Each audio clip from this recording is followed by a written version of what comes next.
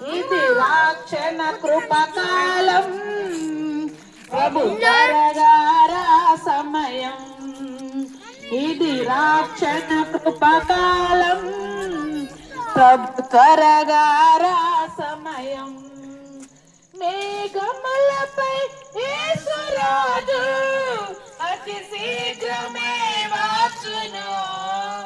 మేఘములపై యేసురాజు అతి శీఘ్రమే వచ్చును. సియోను గీతము విన్నవారు వెళ్ళెదరు. సియోను గీతము విన్నవారు వెళ్ళెదరు. ఇది రాక్షణ కృప,